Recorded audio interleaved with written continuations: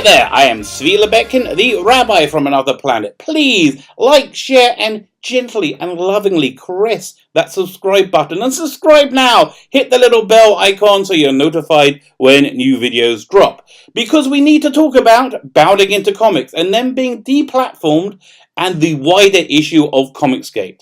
So, I think we're living through a real-life version of a massive multi-comic crossover event. And I mean a real big one. Not another yawn annual event, but a real earth-shattering, world-shaking one. Like Crisis on Infinite Earths. In that you had like the central story, and that central story reverberated across every comic book they published that year. Like you had Swamp Thing for a couple of issues. You saw what was happening during the Crisis on Infinite Earth. It just affected everything. And so that, I think, is the 2016 presidential election. That was the central story, and it should have had no effect whatsoever on the world of comic books or genre or anything. But it did, and this is like a little side story from that main story. Look, I got my political views, you got yours, but who gives a crap? Let's all just enjoy geeky stuff together and argue about that. I have zero interest, like literally zero desire to be making videos talking about politics. But it's kind of like talking about the Avengers without talking about the Infinity Stones. So, I didn't know anything about Comicsgate at all before a couple of weeks ago. I heard about it in passing because I'm a comic book geek. So, I heard about it. And I heard there were just a bunch of white supremacists who were making their comics, so I didn't even look into it. I had no interest in it at all. At this point, I'm pretty darn sure that it was all just baseless slander by really genuinely sick people, and it was nothing of that kind at all. Here's what I think happened. Well, a few things. The creative community is normally liberal and left-leaning, and good for them, And like all liberal and left-leaning people, they genuinely believed that the world ended in November 2016. They felt the presidential election and the Brexit vote before that in the UK were results of a growing reactionary racism. And to their complete horror, that reactionary racism had gained popular support and acceptance. So they believed they had to fight that and fight that with every fibre of their being. Now, it's 3 years later, and objectively, I just don't think that's the case at all. I don't see any racist or sexist policies. What I see instead is people trying to reframe things to make them appear to be racist or sexist, but I just don't see that being the case at all. But the creative community believed they had a battle. They had a battle to win over the hearts and minds. A battle to show that people are all the same, regardless of skin color, sexual preference, religion, or sex. Which I think, generally speaking, is probably the position of most sane people, in the Western world anyway. But if you try and tell somebody that, who believes there is this titanic battle going on, and they just say, no, look at the recent election results. We must fight. And then they think you are part of the enemy as well, and you're trying to stop their good and honest fight, and they think you're trying to block their resistance. So that's where the all new, all different Marvel came from, or what the other side of the argument call SJW Marvel. So for every action, there's a reaction, and there were a lot of people who just didn't like their beloved icons, their comic book heroes, being altered for any reason whatsoever, but they really didn't like it being altered for politics. And they really, really didn't like it being altered because of the encroachment of a non-existent rise of fascism. As an aside, education is so important. Without knowledge about something, you don't know about something. And not letting that lack of knowledge stop you espousing your uneducated and uninformed opinions on a subject you know little about makes you into a moron. And you don't want to be a moron. Speaking as somebody who actually knows about the subject of the rise of Hitler and the rise of Nazis, again, I say this every time, I'm a rabbi. I'm a real rabbi. I am a rabbi from another planet, also from Israel. I am a rabbi. And I actually know about the Holocaust, and I know about the rise of fascism pretty well. And there's genuinely no similarity between the rise of fascism in Germany in the 1930s and the 2016 presidential election. If anything, Hitler has far more in common with Britain's Jeremy Corbyn than anybody else, and that's aside from the fact they both really don't like Jews very much. Just factually, on a policy level, the Nazis were predominantly a socialist party with nationalism added onto it. So that made it much more populist and appealing. Which is just to be clear, modern socialists don't have this nationalism; they just have socialism. So they're not the same as Nazis at all. I'm not saying that. However, both groups seem to not like Jews for some reason. And as an aside to you guys out there, I just want to say, we Jews, we're okay. We'll do your taxes for you. Just leave us alone. Okay. So, you have these two groups in comics feeling like the battle lines have been drawn and they're at war. You have the progressives feeling that they're fighting Nazis and they're storming the beaches of Normandy, and you have the traditionalists feeling they're under attack by a zombie horde, mindlessly intent on tearing down everything and destroying everything they love and is dear to them. And that's how I think Comicsgate happened. Anyone who didn't openly hate the president was a collaborator. And so if they worked in comics, they were ejected from the industry. Equally, if you were a traditionalist and voiced dissent at your favorite heroes being altered, you were marked yourself as one of the armies of Sauron and a part of the march of evil.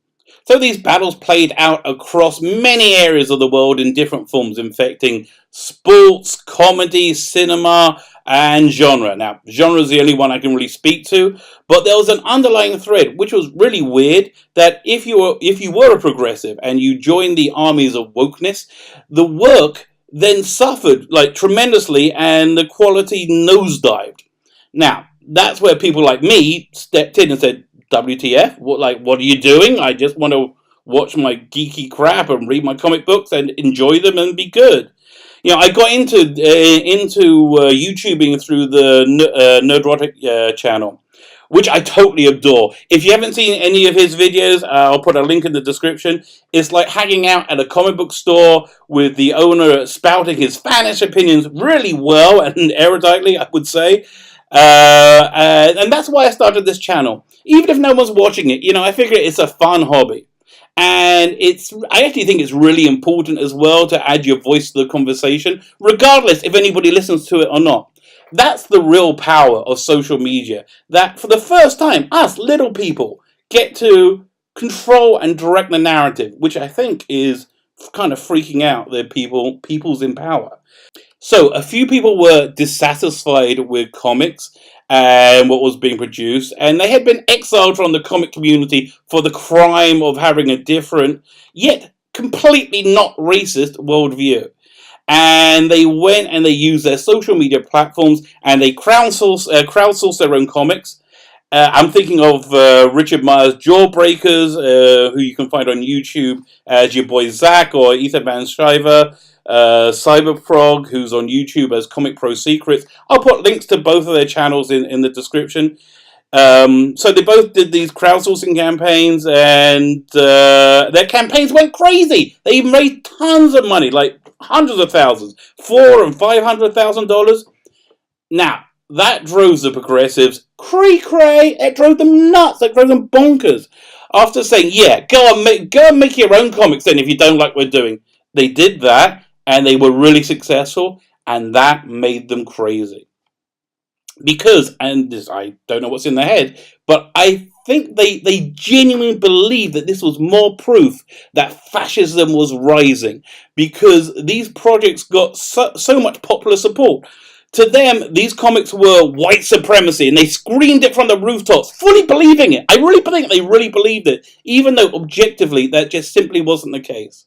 So now there's a court case going on between comic writer Mark Waid, who clearly loves being loved as a woke thought leader, and who couldn't abide your boy Zach's success with Jawbreakers and seemingly, allegedly, well, it's coming out somewhat in Discovery, that he threatened the publisher of Jawbreakers, the Jawbreakers comic, that his army of, and I'm going to use the word now, and I try not to use the word, but I'm going to use it, I'm going to use it correctly, I'm going to use it in the most pejorative way possible. His army of SJWs would then boycott his company and destroy it.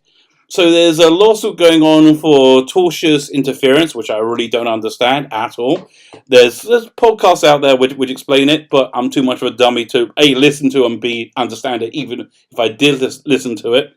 It's probably going to drag on well into next year, and I'm really interested to see where it goes. This case is the front lines for this frankly insane war in comics.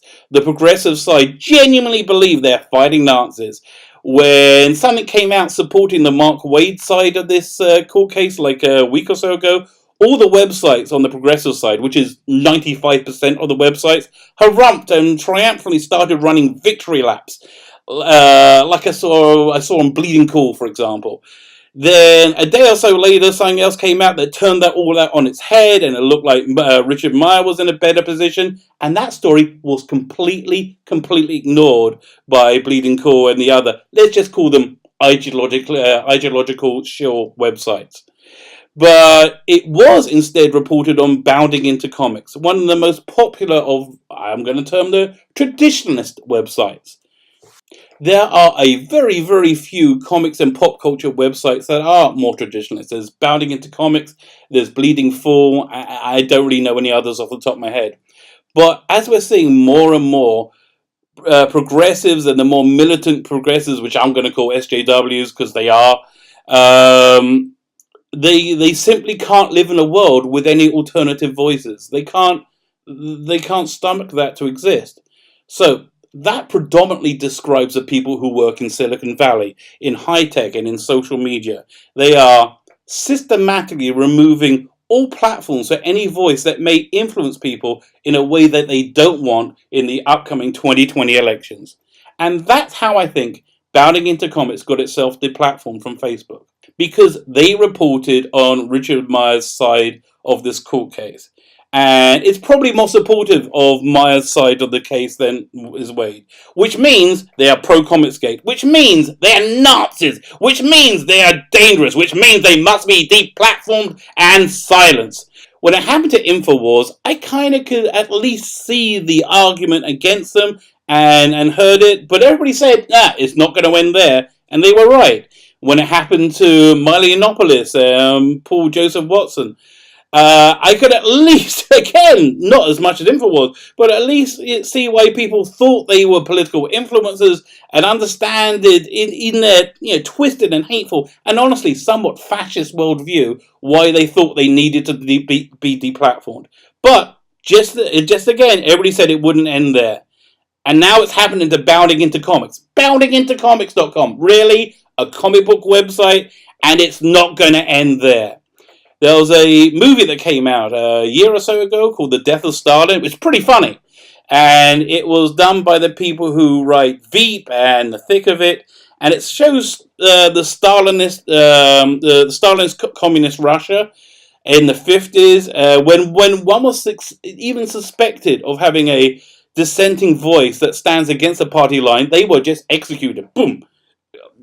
At the drop of a hat. And then the people who had killed them, they were then killed for the same reason. And then the people who killed them, they were then killed. This is something that just eats itself. And that's really what's happening here. I really think that's what's happening here. Instead of a bullet in your head, you're having your Facebook account deleted.